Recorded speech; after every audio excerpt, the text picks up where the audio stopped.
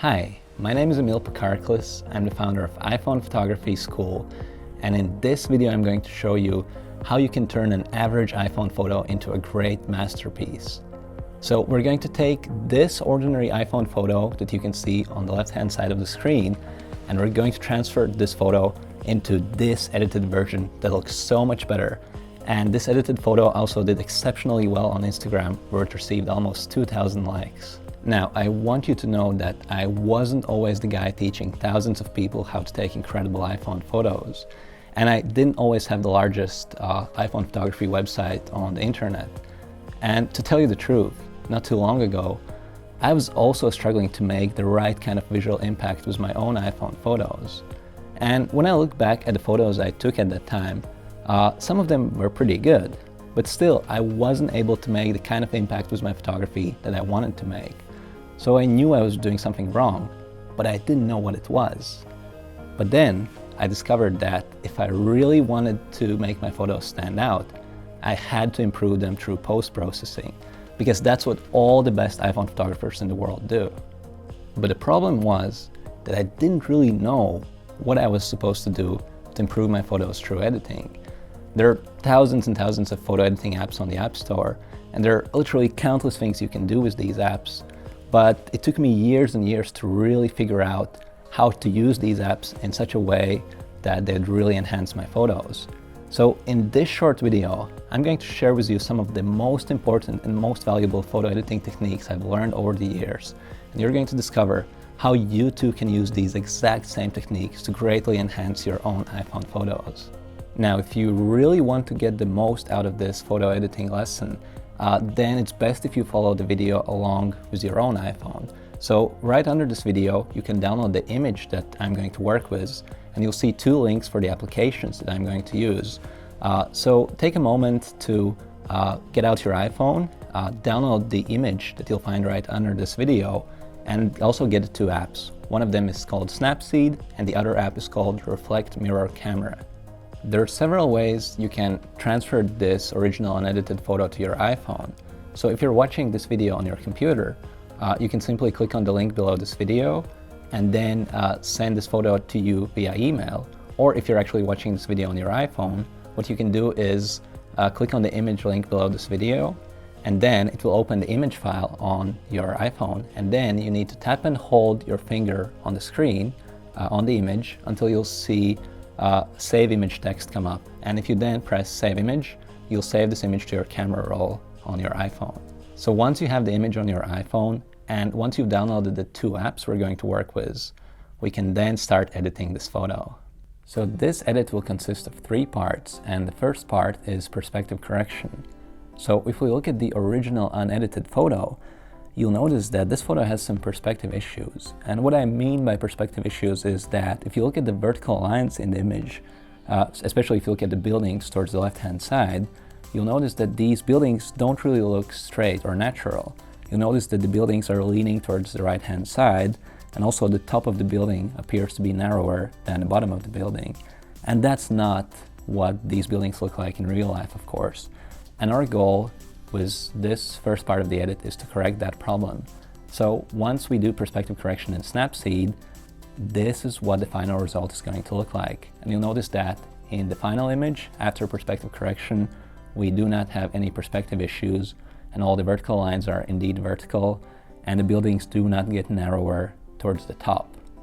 But now let's open Snapseed and let's get started with perspective correction. So now that I've opened the image we're going to work with, the first thing I'm going to do is tap on the edit icon at the bottom right-hand corner. So from here, all sorts of different editing tools come up, and the tool we're going to use first is called Transform. So I'm going to tap on Transform, and now we're inside the Transform module of Snapseed app. Now the way Snapseed works is that if you swipe your finger vertically across the screen, you can change different adjustments such as vertical perspective, horizontal perspective, and rotation. Or if you swipe your finger horizontally across the screen, you can change the value of any of these adjustments, as I'm doing it right now. So with vertical perspective, our goal is to make sure that all the vertical lines in the image are indeed vertical and that we don't have any perspective problems. So if we just play around with this tool, you'll notice that as we go to the negative side, the perspective issues become less serious, and if we go all the way down to -100, the image is almost perfect. You'll see that the top of the building is about as wide as the bottom of the building, which is what we want, and in general the perspective just looks so much better now. But unfortunately, there's still some room for improvement. We could still go lower past -100 if the app allowed us to do so, and unfortunately it doesn't. But there's a quick workaround, and that is simply applying the same effect twice. So what I'm going to do now is tap on the OK check mark at bottom right hand corner, and that will apply the vertical perspective adjustment to the image. And now we're back where we started with vertical perspective changes applied. So we can simply tap the edit icon again, go to transform, and do another vertical perspective correction. And this time we have to be a bit more careful, but if we just decrease it a little bit more, you'll notice that we can completely eliminate any perspective issues. And now the top of the building is about as wide as the bottom of the building. And in general, the lines in the image just look a lot more natural, which is what we want. However, we could still improve this image just a little bit if we also use the rotation tool. So I'm swiping my finger vertically across the screen to open rotation. And from here, I'm just going to play around with rotation until I find the right value at which all the vertical lines in the image are vertical and all the horizontal lines are horizontal. And you have to be really careful with this, but I think something like -0.24 or -0.26 would be perfect for this image. So this looks good to me, so I'm going to go ahead and apply these changes to the image by tapping OK at the bottom right. Everything looks great. We've fixed the perspective problems, but we've introduced some other issues. So if we zoom in on the right hand side of the screen, you'll notice that here we have some problems at the bottom right. So what happened here is that as we changed the perspective of the image, Snapseed had to fill in some missing information with pixels it generated algorithmically. And as you can see on the right hand side, this does not look perfectly natural. And if we go all the way to the left, we're going to have the same problem here. So these pixels were filled in by Snapseed because there was no information to use there. And unfortunately, Snapseed didn't really do a good job at this. So what we can do is simply crop out these pixels that don't look natural. So to do that, I'm going to tap my finger on the screen again to show all the controls. From here, I'm going to tap on the edit icon, and I'm going to select the crop module at the top of the screen.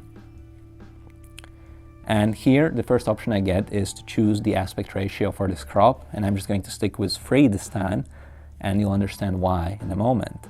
But once I've selected 3 aspect ratio, all I need to do is tap my finger on the screen to get rid of these controls. And now I'm just going to crop out all the damaged pixels on the right. And then I'm going to crop out all the damaged pixels on the left.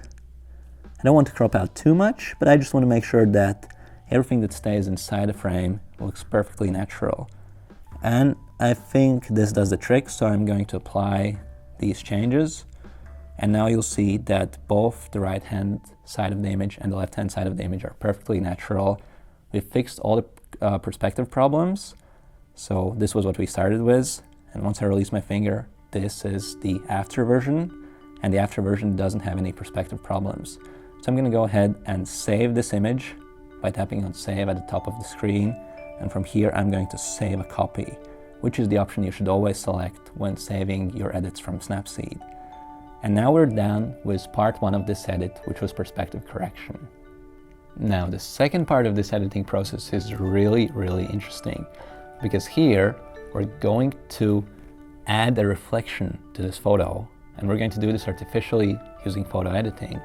So here you're right now looking at the image that came out of Snapseed after perspective correction, and this is what this image is going to look like once we add a reflection using the Reflect app.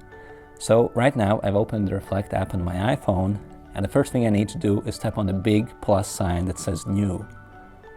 From here, I'm just going to select the most recent photo, which is the photo we exported from Snapseed. And at the bottom of the screen, it shows the option square. So I'm going to select that option, and this will allow us to work in square aspect ratio. And in a moment, you'll see why this is going to work really well. If you look at the framing that the app has automatically done, you notice that the square crop is applied to this image in a particular way. But what we can do is we can use 2 fingers to zoom in and out. And I'm going to zoom out so that the bottom of the screen is kind of empty, as you can see right now. And this might look weird, but once you realize how this app works, this actually makes perfect sense. So what I'm going to do is simply zoom all the way out with 2 fingers, and then I'm going to tap Done at the top right-hand corner. And now you'll see that something really weird happened, and all we see in the image is sky. What happened here is that the Reflect app automatically created a reflection, and by default, this reflection happens in the middle of the screen. But if I simply drag my finger up and down the screen, you'll see how I can change this reflection. And obviously, something like this looks a lot more natural. But in terms of selecting the reflection point, or the line where the reflection is symmetrical, you have to be really careful. If it's a bit too low, you'll notice it doesn't look natural, or if it's too high, again, it doesn't look natural. So you have to find the perfect balance here, where the shoreline looks perfectly natural, but you don't want to introduce any artifacts there that would give away the fact that this reflection was created through post-processing. So I think I found a good balance right now, so I'm not going to change it anymore. But what I am going to do is make some changes to this reflection. So now I'm going to tap the presets icon at the bottom left-hand corner, and from here I can choose between all sorts of different water presets. And you notice how different you can make the reflection at the bottom of the screen. And here you can select whatever you think will work best for this particular image. And after scrolling through these for a bit, I think that Mirror Lake 3 is the option that I like best. So I'm going to select Mirror Lake 3 and stick to this type of reflection. But it turns out you can customize it even more. So at the bottom of the screen, you'll find the edit icon. So I'm going to tap my finger there, and now I'll have access to 3 different edits with which I can customize the reflection. So the first thing that opens by default is displacement. And as we play around with this, you'll essentially see how by adjusting the displacement slider, you can change how strong the waves in the water are. I want the waves to look kind of nice, but I want to make sure that the image looks perfectly natural. And because of that, I'm going to select a relatively low displacement value, something like 20 to 25%, because I think that's interesting enough to add some special characteristics to this image, but it's not strong enough to make the viewer wonder if the reflection is actually real. Now, the next edit option that I have in the middle of the screen is called blur. So once I tap my finger there, I can essentially determine how blurred out the reflection at the bottom is going to be. Generally speaking, if this was a real reflection photo, you'd expect that the bottom is a tiny bit blurred, but just a little bit. So you don't want to overdo this, or else it's not going to look natural, but you want to add a tiny bit of blur to make sure that the reflection seems as real, as natural as possible. And something like 10% will work for this, and I'm going to leave the blur at a low value of approximately 10%. And finally, the third edit option we have here is called bottom fade. So I've tapped my finger here on bottom fade.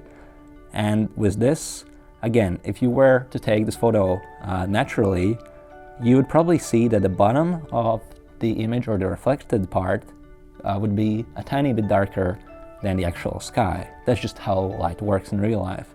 But you don't want to overdo this, but you want to make sure the image looks as natural as possible. So something like 20% will work really well for this image, and it will make the reflection look more natural, but it's still subtle enough that you wouldn't really sense that something is wrong here. So now I'm done with the edits, and I'm happy with how this reflection has turned out. So I am going to tap on the save icon at the top right hand corner, and I have to do it again, and from here I can save the image to camera roll. Now, before we get into part 3 of this edit, I want to just quickly take a moment to show you why we had to spend so much time in perspective correction. So the image on the left is the photo that we just created using the Reflect app, and you'll notice that the reflection looks really nice and beautiful, and this is the image where we did perspective correction. But what if we were to skip perspective correction, and what if we went straight to Reflect app without fixing the perspective issues? Well, then you'd end up with a photo that looks like the image on the right. And here you'll see that the problem is even worse, because not only the buildings at the top section of the screen are leaning to one side, but they're also leaning to one side in the reflection. And that just doesn't look good at all, because the human eye knows that if something is reflected, then the lines in the reflection should be straight. But that's not the case in the image on the right, and this is why we had to spend that extra time in perspective correction. But now, let's proceed to step 3 of this edit, which is the final step, and this is color correction. So color correction is perhaps the most essential part of photo editing, and you can literally improve any photo you take with your iPhone through color correction. It is that important, and there are just no images that you couldn't make better by slightly tweaking the colors. And learning to do this well is really the key to becoming a more successful iPhone photographer. So for color correction, we're once again going to use the Snapseed app, and you can see that I've already opened the photo that we saved from Reflect app inside Snapseed. So the first thing I'm going to do now is tap on the edit icon at bottom right, and from here I'm going to select Tune Image, which is where most of the color correction takes place. And once again, if we swipe the finger vertically across the screen, we have all sorts of different adjustments. And if we swipe our finger horizontally across the screen, we can change the values of these individual adjustments. So the way this normally works in photo editing is that you play around with these adjustments one by one, you tweak each individual value until you find a combination that you're happy with. And this might take a few minutes, and these few minutes will be well spent, because the difference this creates in your photos can be really, really substantial. But I've already done my homework, and I've actually edited this image before, so I already know what kind of values I'm interested in. So for brightness, with this, we can simply change how dark or bright the image is. And I want to make the image just a tiny bit brighter, so I'm going to select a value of +10 for brightness. Next, I'm not interested in contrast for this particular photo because it's already really high in terms of contrast, but I want to change saturation. And for a beautiful sunset photo like this, you can sometimes make it pop even more if you make the colors more saturated. And that's what I'm going to do. But I don't want to overdo this. If you do this too much, your photo will just look terrible, so don't overdo saturation. Instead, I'm going to stick to a relatively modest saturation value of +20, which does make the colors more beautiful and more vibrant, but everything still looks perfectly natural. And in general, when you're editing photos, it's better to slightly underdo the edits than to over-edit your images, because it's so easy to over-edit, and if you do over-edit your photos, the results never look natural, and more often than not, they just look cheesy. So be careful with that. Next, I'm going to select Ambience, and Ambience is a pretty unique effect to Snapseed, and essentially it brings out the mid-tones of the image. So it will not work on the highlights or the bright parts or on the shadows of the image, but it will work on the mid-tones, and it can bring out these mid-tones by making them more prominent and also by making their colors stand out more. So ambience is something that's really easy to overdo, so you don't want to overdo ambience, but if you increase it just a little bit, you can often make your photos stand out a tiny bit more. So for this particular photo, I'm going to select a modest value of +10, which I think works well for this image. Ambience is easy to overdo, so do not make the ambience too high. And finally, I'm going to scroll down to warmth, and this essentially determines how cold or warm the colors in your image are. So if you go to the left, the image becomes more blue, or to the right, it becomes more golden. Obviously, sunset is warm, but perhaps we can improve it by making it a tiny bit more warm. So for this, I want to just increase warmth a tiny bit to something like +5 or 6. And this is a small change, but it does make the sunset photo look even more beautiful. But again, warmth is easy to overdo, just like all the other changes here are, so you have to be really careful with how you do them. But now let's just quickly do a before and after. So if I tap and hold my finger on the icon at top right, you'll see that this is the image before color correction in Tune Image. And once I release my finger, you'll see that I've made the colors more beautiful and more vibrant without making the photo look unnatural, which is key in color correction. You don't want to overdo this. So once I'm happy with the changes in Tune Image, I'm going to tap OK at bottom right, and the effects are now applied, and I'm almost done. But there's one more thing I'd like to do, and that is applying a vignette to this photo. So I'm going to tap the editing icon once again, and from here I'm going to open the vignette module at bottom left. And vignette essentially allows you to draw the eyes of the viewer towards the central parts of the image by making the corners of the image a tiny bit darker. Again, easy to overdo, and as a general rule, if you can see the vignette, it's already too strong, so you want to keep this extremely subtle. And the way vignette works here is that you can change the outer brightness or the inner brightness if you want, and you can change the size of the vignette using 2 fingers.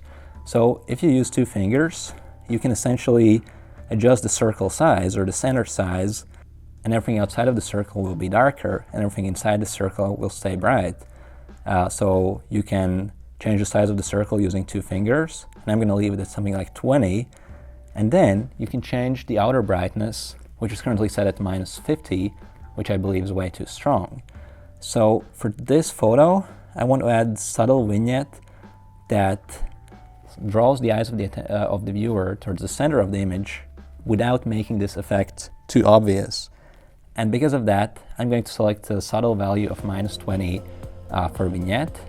And I'm going to quickly do a before and after by tapping my finger on the top right. So this is before vignette, and this is after vignette, and I think this is a nice improvement. So I'm going to go ahead and tap the OK check mark at bottom right. And I think by now we're done with this edit. I'm really happy with what kind of difference we've been able to create. So I'm going to go ahead and save a copy. And now this photo is saved to my camera roll. And once again, if we look at the original photo we started with and the final version, you can see what kind of difference we were able to create within a relatively short photo editing session. Yes, this did take us some time to do it because I had to explain everything correctly, but once you get a hang of it, you can greatly improve any iPhone photo within just a few minutes of photo editing. I hope you enjoyed the editing techniques I shared with you in this video. And while I didn't hold anything back, there's only so much I could share with you in a short video like this. And there are literally dozens and dozens of other powerful photo editing techniques that I didn't get a chance to share with you. In fact, there's so many different things you can do to improve your photos that it actually took me 3 years to really master photo editing. Now, if you're really good with technology, you can probably figure it all out yourself. That's what I did. It took me 3 years, but in the end, it all worked. But the chances are that you want to improve your iPhone photos right now, not in 3 years. And that's why I created iPhone Editing Academy, which is the only online course that will show you how to make your best iPhone photos even 10 times better through careful photo editing techniques. Now, I have to warn you that iPhone Editing Academy always sells out quickly, and the registration will only stay open for a few more days. So if you'd like to greatly improve your iPhone photos through photo editing, you should take a look at this course right now while the registration is still open. So go ahead and click on the big yellow button below this video, and I'll see you on the next page.